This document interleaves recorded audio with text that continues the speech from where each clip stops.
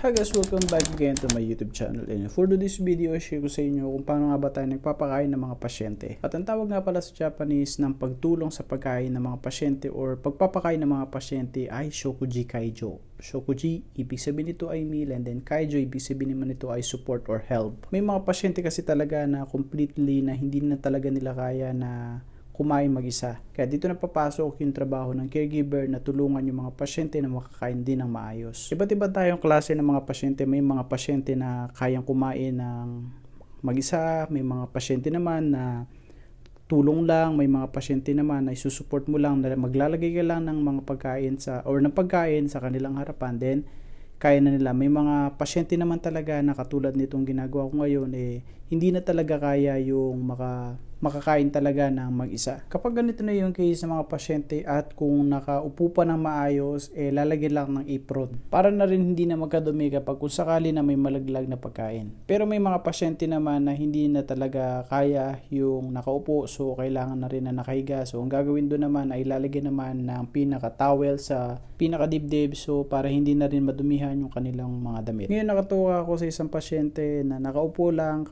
kaya pa naman, nakakausap pa rin siya ng maayos yung uya niya. Yun nga lang, hindi natin pwedeng bilisan gawa ng may mga pagkakataon na muser or nabubulunan yung mga pasyente. So kailangan talagang titingnan mo rin kapag nalululok na ng maayos yung pagkain na binibigay mo sa kanila. So yun guys, isa na rin sa technique para hindi rin mabulunan yung pasyente natin na kapag nagpapakain tayo, titingnan mo rin yung pinaka nodo or throat nila kapag nalululok nila ng maayos yung binibigay natin na pagkain. Sa mga case na mga nakita ko, may mga pasyente na mabilis kumain or mabilis nalululok yung pagkain. May mga pasyente naman na hindi ganun kabilis.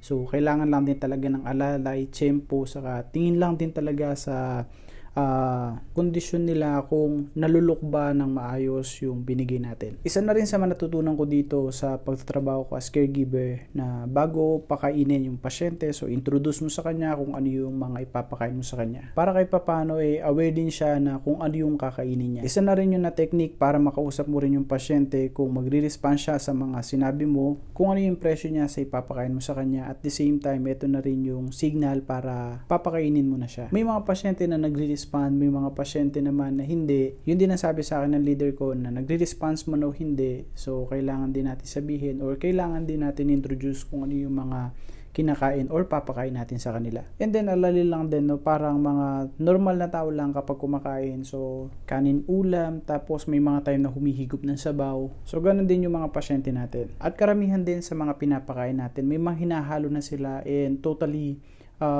mousse na yung mga pinapakain natin or blended na talaga yung mga pinapakain natin kasi hindi na kailangan yun ng nguyain talaga ng mga pasyente, tapos lalagyan na lang ng pampalapot para magmukha siyang solid. So ang dating ng mga pagkain, mapaulam man yan or mapakanin, so nagiging jelly type na. Hindi ko lang din alam kung ano yung pinaka nilalagay sa kantin kasi sila yung nagsiserve sa mga pasyente, sila yung nagbe-blend, sila na rin yung nagluluto. So kami as caregiver, so ang pinakinagawa na lang din namin papakainin na lang din yung mga pasyente. So may mga pangalan din naman yung pinaka tray ng pagkain. So alam na kung kaninong pasyente ibibigay, alam na kung kaninong pasyente ipapakain. Yun lang.